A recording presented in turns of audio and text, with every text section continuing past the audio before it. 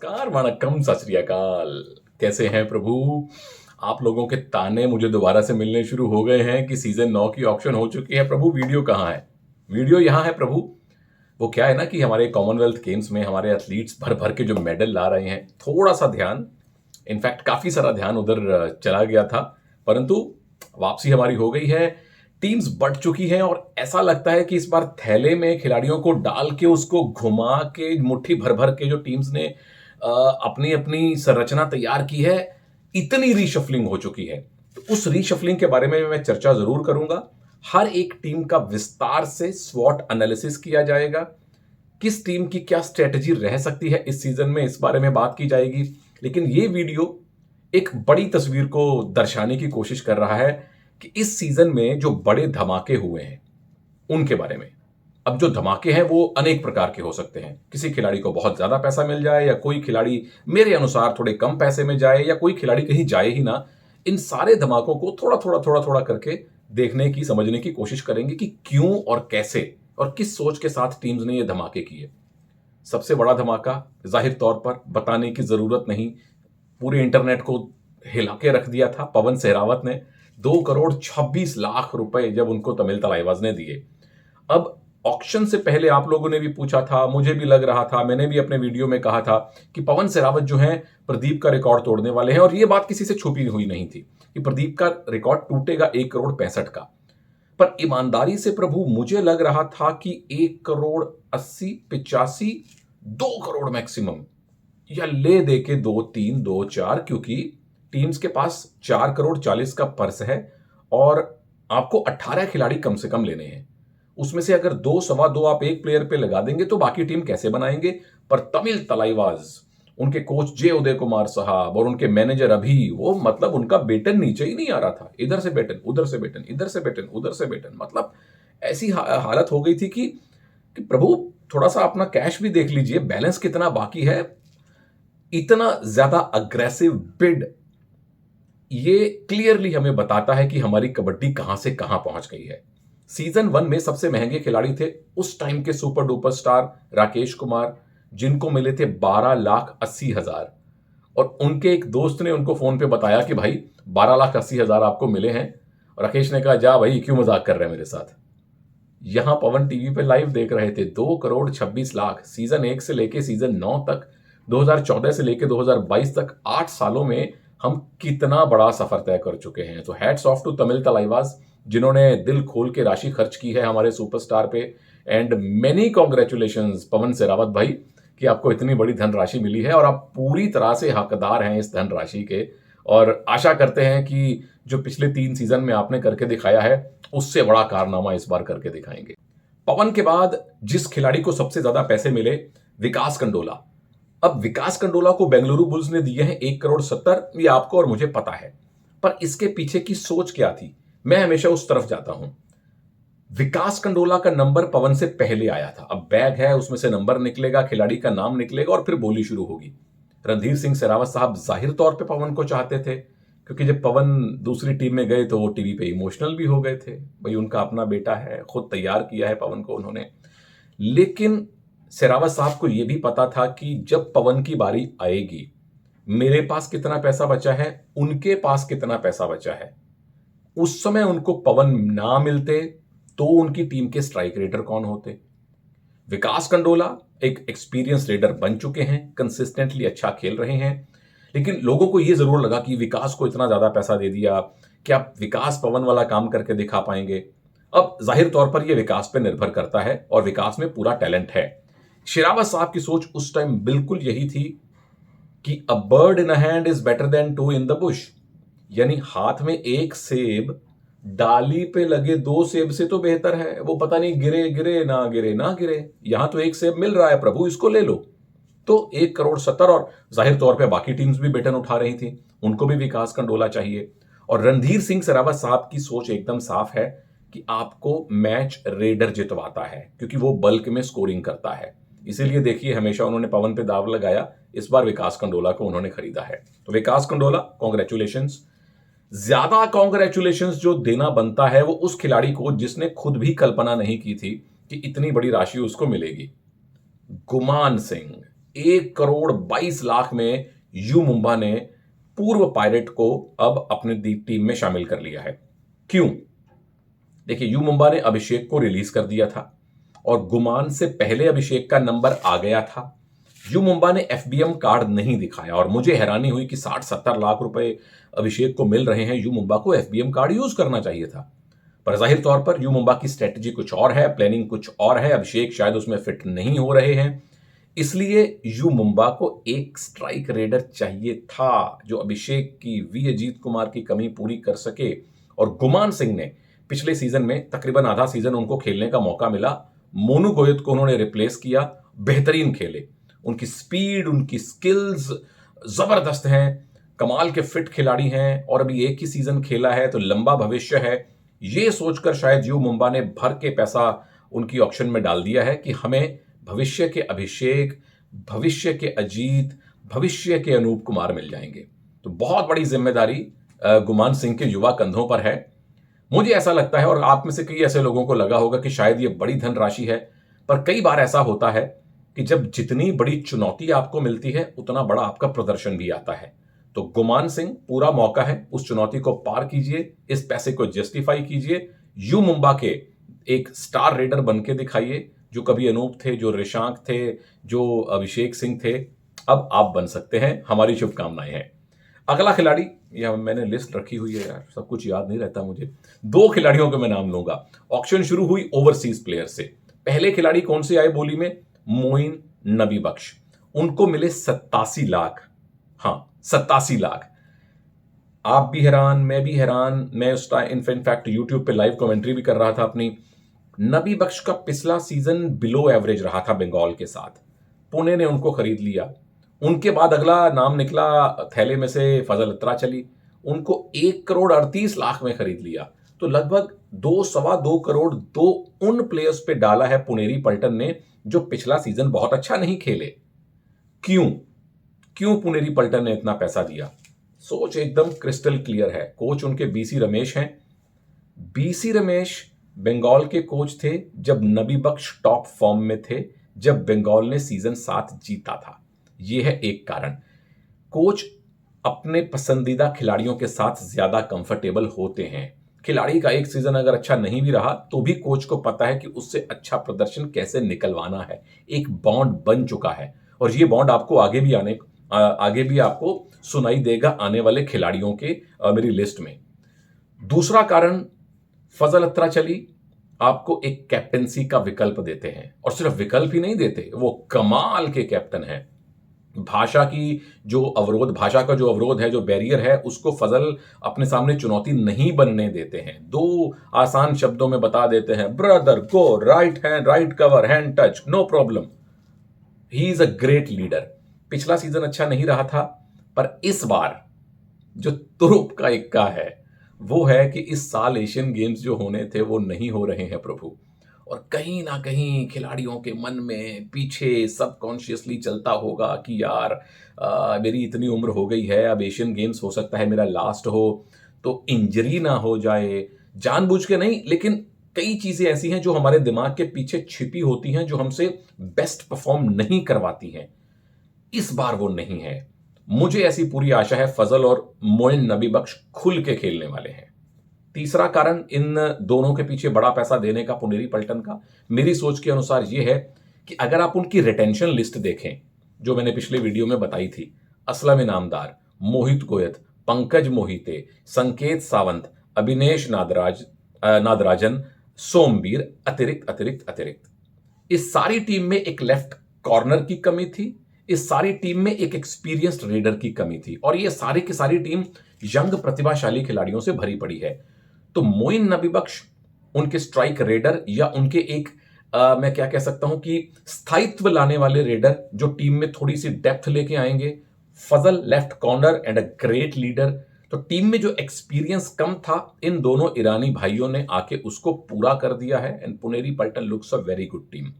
Detail में चर्चा पुनेरी पल्टन की अगले वीडियो में करूंगा, बट मेरे अकॉर्डिंगली इन दोनों ईरानियंस को इतना बड़ा पैसा देने के बीच ये सोच रही होगी। अगला खिलाड़ी जो मैंने लिखा हुआ है, जिसका नाम लेते हुए मुझे हमेशा बड़ी खुशी होती है, उसका नाम है सुनील मलिक। वो सुनील परवेश की जोड़ी वाले गुजरात के जायंट पूर्व कैप्टन अब चले गए हैं जयपुर पिंक पैंथर्स में 90 लाख रुपए में। अब उनके भी पिछले 1-2 सीजन कुछ बहुत अच्छे नहीं रहे थे। मतलब जितना उन्होंने सीजन 5 और 6 में प्रभावित किया, वैसा 7 और 8 में प्रभावित वो नहीं कर पाए थे। फिर भी जयपुर ने उनको 90 लाख दिया है। I think I think second most expensive defender वो बने हैं फजल के बाद। कारण वही है कि नंबर 1, जयपुर की अगर आप टीम देखिए पिछले 3-4 सीजन में कवर्स की उनकी समस्या रही है। कॉर्नर तो संदीप ढुल, अमित हुड्डा ने या साहुल कुमार ने या नितिन रावल ने लगभग संभाल रखे थे। कवर जयपुर को शुरू के 2-3 सीजन के बाद ज्यादा अच्छे नहीं मिले। पहले उनके पास रोहित राणा थे, राजेश नरवाल खेलते थे, कुलदीप खेलते थे, फिर मंजीत भी आए थे। लेकिन उसके बाद पोस्ट मंजीत छिल्लर एरा में गुजरात के पास जयपुर के पास बहुत अच्छे कवर्स नहीं आए कभी। तो सुनील कुमार आपको एक राइट कवर का विकल्प देते हैं। सुनील कुमार एक एक्सपीरियंस लेकर आते हैं कप्तान का भी, और जिस टीम में काफी सारे युवा खिलाड़ी हों उसमें सुनील कुमार का आना अभिषेक बच्चन की प्लानिंग का एक हिस्सा है, इसीलिए इतनी बड़ी धनराशि सुनील को दी गई है। अगला नंबर जो आता है जिसने मुझे हैरान किया उल्टी साइड में, जिसको कम पैसा मिला, रोहित गुलिया। 30 लाख रुपए में रोहित गुलिया को पटना पायरेट्स ने लिया है। सीजन 8 की ऑक्शन आपको याद होगी कि पुनेरी पल्टन और हरियाणा स्टीलर्स दोनों को रोहित गुलिया चाहिए थे, दोनों बार बार बेटन उठा रहे थे और रोहित गुलिया 90 लाख रुपए में गए थे हरियाणा स्टीलर में। अब ठीक है 90 लाख वाला वो प्रदर्शन नहीं कर पाए थे, लेकिन 2/3 पैसा कटना और बेस प्राइस पे उनको पटना ने लिया। और जब लिया किसी टीम ने उसको चैलेंज नहीं किया, किसी ने बेटन नहीं उठाया। गुजरात ने हरियाणा ने भी इनफैक्ट उनको अपना एफबीएम कार्ड इस्तेमाल करके वापस नहीं लिया। मेरे लिए हैरानी की बात है क्योंकि रोहित गुलिया एक बेहतरीन ऑलराउंडर हैं और 30 लाख में ये एक स्टील है पटना पायरेट्स के लिए।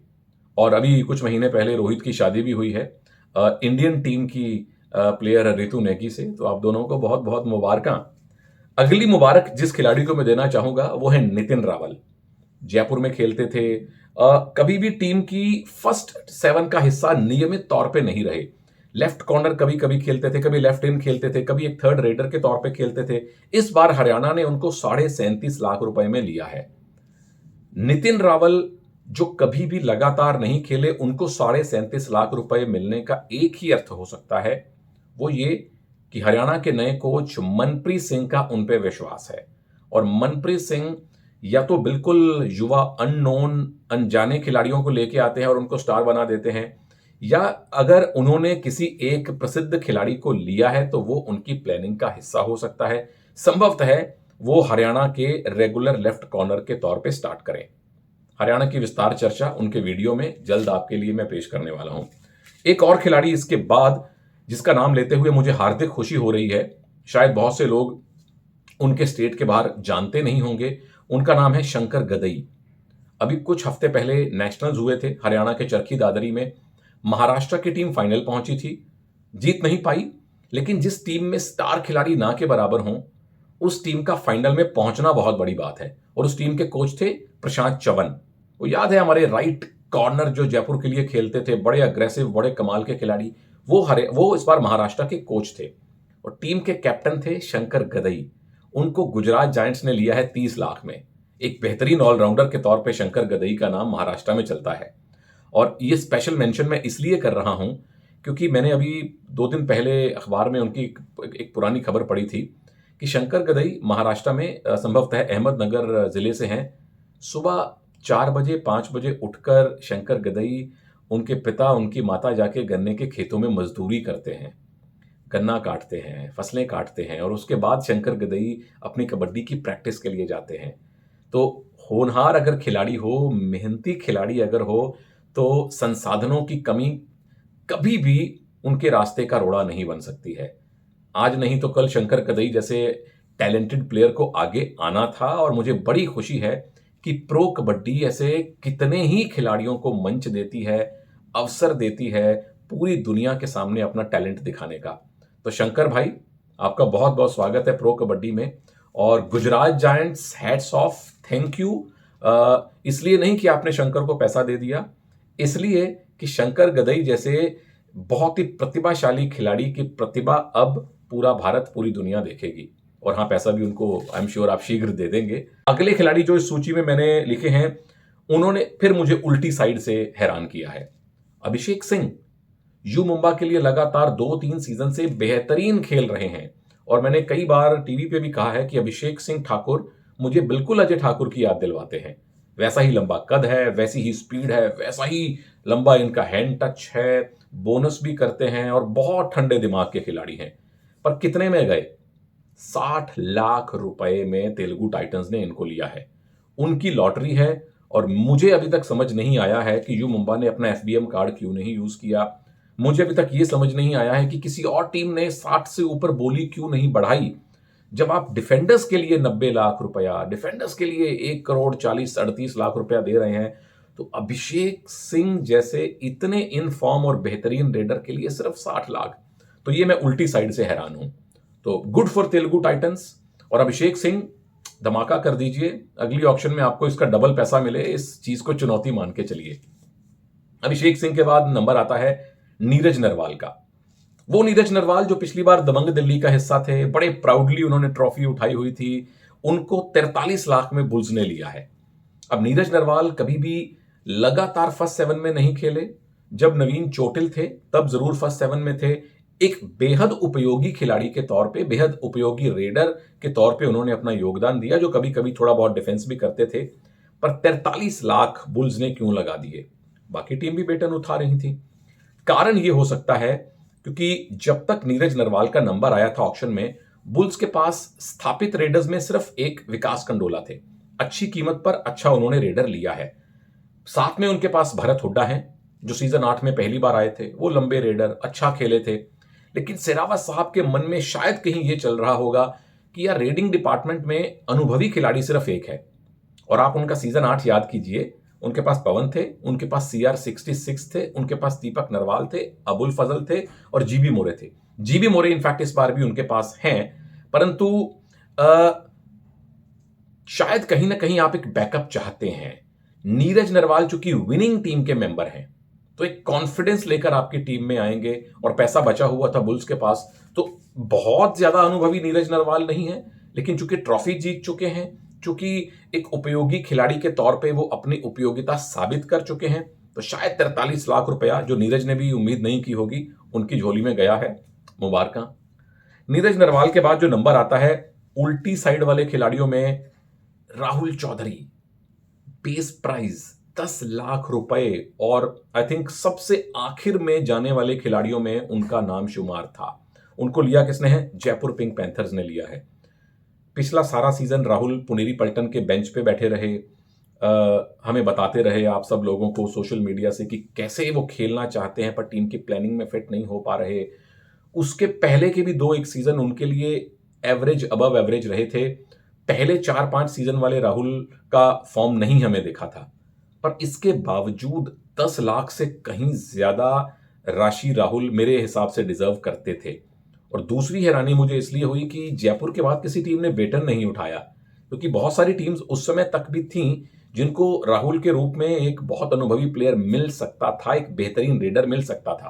और आई एम श्योर राहुल खुद उत्साहित होंगे, इस बार अपने लिए चुनौती लेके जाएंगे कि जयपुर के लिए मैट पे आग लगाने वाला हूं मैं। सो जयपुर, मतलब this is the steal of this auction. Rahul भाई, all the very best. I am sure जो 2-3 सीजन का प्रदर्शन, जो थोड़ी कमी रह गई थी, वो इस बार आप पूरा करके दिखाएंगे हमें। उसके बाद एक और स्टील, एक नहीं 2 स्टील इनफैक्ट, मतलब बंगाल वॉरियर्स ने ऑक्शन के आखिरी दिन इतने सस्ते दामों में ऐसे ऐसे खिलाड़ी लिए कि मैं भी हैरान और उनके फैंस भी हैरान। पहला जो उन्होंने धमाका किया, मेरे फेवरेट लेफ्ट कवर्स में से एक ईरान के सुलेमान पहलवानी को 10 लाख में लिया। और मैं हमेशा उनका जिक्र करते हुए 2016 वर्ल्ड कप की मिसाल देता हूं कि जब वो लेफ्ट कवर खेल रहे थे, विरोधी टीम्स के लेफ्ट रेडर्स को उठा उठा के बाहर फेंक रहे थे। इतने खतरनाक, इतने पावरफुल डिफेंडर। एक हैरानी मुझे ये हुई कि ईरान कबड्डी फेडरेशन ने इनको जल्दी क्यों नहीं प्रो कबड्डी में आने दिया, क्यों इनका नाम पहले नहीं भेजा। और दूसरी हैरानी मुझे ये हुई कि बंगाल ने जब इनको बेस प्राइस पे लिया 10 लाख में, किसी और टीम ने कॉन्टेस्ट क्यों नहीं किया? सुलेमान पहलवानी जैसा खिलाड़ी 10 लाख रुपए में। गुजरात के लिए पिछले सीजन खेले थे और बहुत ज्यादा खेलने का मौका भी नहीं मिला था, और जब मौका मिला भी तो लेफ्ट कॉर्नर पे मिला, जो इनकी स्वाभाविक जगह नहीं थी। पर उसके बावजूद सुलेमान पहलवानी 10 लाख में कमाल के खिलाड़ी हैं। 10 लाख में बंगाल ने सुरेंद्र नारा को भी लिया। 2-3 सीजन से सुरेंद्र नारा नियमित नहीं खेले। हरियाणा के लिए पिछला सीजन काफी सारा खेले, पर पहले 3-4 सीजन वाला इंपैक्ट उनका नहीं था। उसके बावजूद सुरेंद्र नारा बेहद अनुभवी खिलाड़ी, 10 लाख में आपको ढेरों विकल्प वो देंगे, खिलाड़ी का भी, कैप्टन का भी। लेकिन बंगाल में 2-3 बड़ी इंटरेस्टिंग चीजें हैं। मैं अगले अपने वीडियो में बंगाल के स्वॉट में वो उसको विस्तार से चर्चा करूंगा। 2-3 और खिलाड़ी जो डिफेंडर ही हैं और रेडर भी हैं, जिन्होंने हैरान किया। जोगिंदर नरवाल ऑक्शन होने वाले सबसे आखिर खिलाड़ियों में से एक।